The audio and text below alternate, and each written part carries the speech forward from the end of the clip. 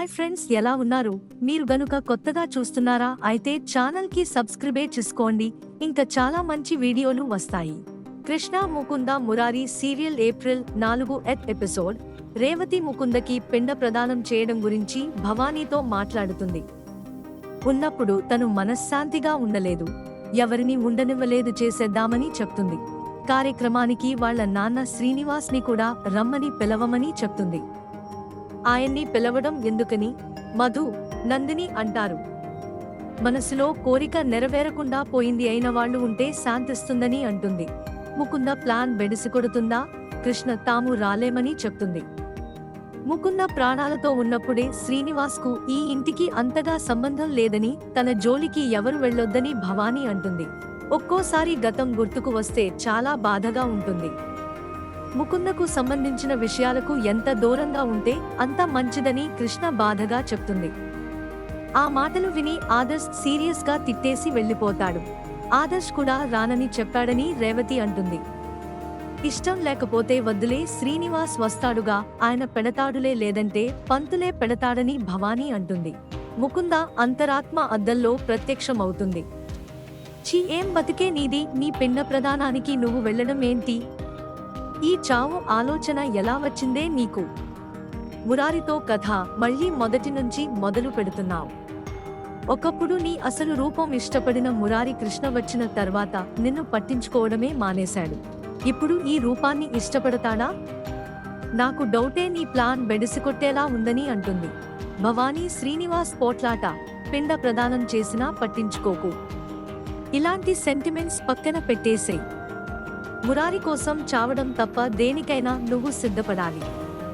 అప్పుడే వాడు నీవాడు అవుతాడని మళ్లీ తనని తాను సమర్థించుకుంటుంది.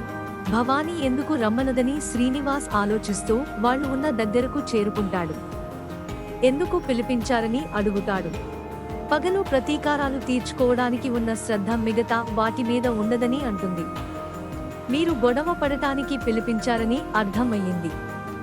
2 రోజులు మీ కొడుకు జైల్లో ఉంటే ఇంతగా బాధపడుతున్నాడు. నాకు కూతురినే లేకుండా చేశారు, నేనెంత బాధపడాలని నిలదీస్తాడు.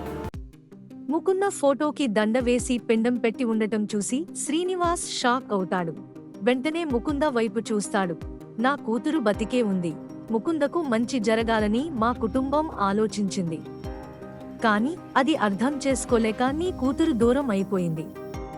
నువ్వు నా కొడుకు మీద పగ తీర్చుకోవాలని అనుకున్నావు. జరిగింది ఏదో జరిగిపోయింది, కార్యక్రమం చేయమని చెప్తుంది. శ్రీనివాస్ కోపంగా తాను చేయలేనని చెప్తాడు. భవానీ ఏమైందని అంటే నా వల్ల కాదని తెగేసి చెప్తాడు. సైలెంట్ గా పిండం పెట్టేసి పోకుండా ఎందుకు గొడవ చేస్తున్నాడు? నాన్న, నేను బతికే ఉన్నానని ఆవేశంలో చెప్పేస్తారు ఏమోనని ముకుంద మనసులో టెన్షన్ పడుతుంది. చనిపోయిన వాళ్ల ఆత్మ శాంతించాలంటే ఇలా చేయాలని రేవతి అంటుంది.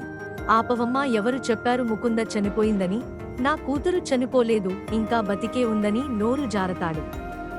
మీరా వెంటనే అవును, ముకుంద బతికే ఉంది, చనిపోయిందని ఎవరు అన్నారు? మన ఆలోచనల్లో చేసే పనుల్లో ముకుంద బతికే ఉందని కవర్ చేస్తుంది. ఎప్పటికీ అలాగే బతికే ఉండాలంటే జరగాల్సిన కార్యక్రమం చూడమని చెప్తుంది. తనకి పిండం పెట్టేయమన్న ముకుంద, నువ్వు ఎక్కడ నిజం చెప్పేస్తావోనని టెన్షన్తో చనిపోయేలా ఉన్నాను. చిన్నప్పుడు గోరు ముద్దలు పెట్టావు కదా, ఇప్పుడు అలాగే అనుకుని చేయమని తండ్రికి సర్ది చెప్తుంది. దీంతో శ్రీనివాస్ ఒప్పుకుంటాడు. ముకుంద మాటలు గుర్తు చేసుకుంటూ రేవతి తనని తిట్టుకుంటుంది. ఉన్నప్పుడు ప్రశాంతంగా లేదు, పోయాక కూడా ప్రశాంతంగా లేకుండా చేస్తుందని అనుకుంటుంది. బతికున్న కూతురికి పిండం పెడుతూ శ్రీనివాస్ అల్లాడిపోతాడు. దీని పిచ్చి ప్లాన్ వల్ల నాకు మనశ్శాంతి లేకుండా చేస్తుందని శ్రీనివాస్ కూతురిని తిట్టుకుంటాడు. పిండం తినేందుకు ఒక్క కాకి కూడా రాలేదని పంతులు అంటాడు. బతికున్నప్పుడు ఏమంత మంచి పనులు చేసింది కాకులు రావడానికని సుమలత అంటుంది. ముకుంద కోరిక తీర్చేయండి, ఏదో బలమైన కోరిక తీరకుండా చనిపోయినట్టు ఉంది, ఆ కోరిక ఏదో తీర్చమని పంతులు భవానీకి సలహా ఇస్తాడు. అది తీరే కోరిక కాదు, తీరదని తెలిసే ఆవిడ పోయిందని మధు అంటాడు.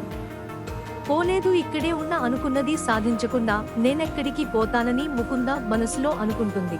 ఆదర్శ్ గోడకు తగిలించిన ముకుంద ఫోటో తీసేస్తాడు. ముకుంద తండ్రి దగ్గరికి వెళ్లి తనని పట్టుకుని ఏడుస్తుంది. చేయాల్సింది అంతా చేసి మళ్ళీ ఇదంతా ఎందుకు? నా కూతురికి నాతోనే పిండం పెట్టించావ్. నిన్ను ముట్టుకోవాలంటేనే చిరాకుగా ఉంది. ఓవర్ యాక్షన్ తగ్గించి వెళ్ళిపోమ్మని చిన్నగా చెప్తాడు. నా పరిస్థితికి నిజంగానే ఏడవాలని ఉంది. ఎవరికీ అనుమానం రాకుండా ఓదార్చమని చెప్తుంది. ఈ రోజు నుంచి నా కూతురిని నీలోనే చూసుకుంటానని అంటాడు. తెలిసో తెలియకో అద్భుతమైన ఐడియా ఇచ్చావ్, దీన్ని ఉపయోగించుకుని ఆట ఆడించాలని అనుకుంటుంది. ఇక రేపటి ఎపిసోడ్లో ఆదర్శ్ మీరా పేరుని ముకుందగా మారుస్తున్నట్టు చెప్తాడు.